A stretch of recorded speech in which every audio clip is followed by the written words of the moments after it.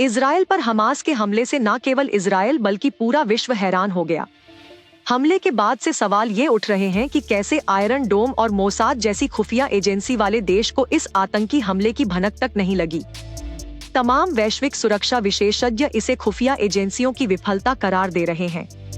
Israel को हमेशा अपनी खुफिया एजेंसियों, घरेलू इकाई शिन बेट और विशेष रूप से अपनी जासूसी एजेंसी मोसाद पर गर्व रहा है। लेकिन जब हमास ने ये हमला किया तो किसी को भनक तक नहीं लगी। हमास ने इस हमले के लिए महीनों तक तैयारी की और नभ, थल और जल से किए हमले में किलेबंदी वाली सीमा की सुरक्षा धराशायी कर दी। तो आइए जानते हैं कि इजराइल से आखिर कैसे और कहां चूक हुई। इजराइल पर शिन बेट, मोसाद और इजरायली सेना के होते हुए ये हमला हुआ। खुफिया एजेंसी मोसाद दुनिया में सबसे ज्यादा ताकतवर मानी जाती है, लेकिन किसी को भी हमले की भनक तक नहीं लगी। इन एजेंसियों के खुफिया एजेंट्स और मुखबिर न केवल फिलिस्तीनी आतंकवादी समूहों में हैं, बल्कि लेबनान, ईरान, सीरिया और अन्य जगहों पर भी उनकी मौजूदगी है।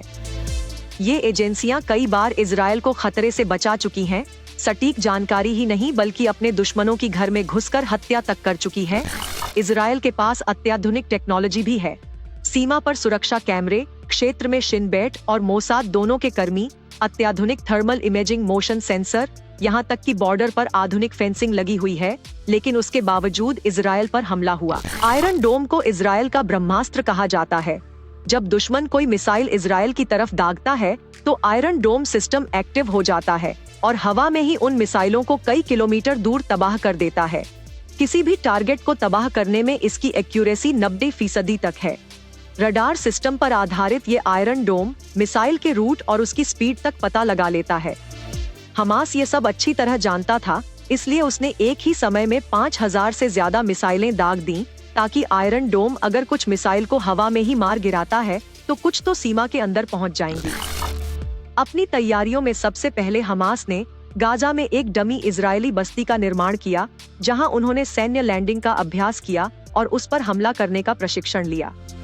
इस खास मिलिट्री ट्रेनिंग के दौरान उसके लड़ाकों को जल, थल और नभ से हमला करने की ट्रेनिंग दी गई। दूसरी तरफ वो इजराइल को ये एहसास दिलाता रहा कि वो उससे अब सीधी लड़ाई मोल नहीं लेना चाहता। इस ट्रेनिंग का असर था कि हमास के लड़ाके इजराइल की धरती पर हैंग ग्लाइडर के जरिए उतरे और मौत का ऐसा खूनी खेल खेला कि कोहराम मच गया।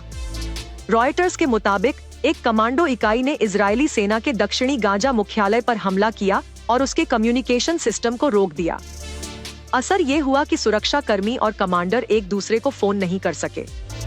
हमास जानता था कि दक्षिण हिस्से में तैनात इजरायली सैनिकों की संख्या कम है, तो उसने वहां से भी बड़ा हमला किया।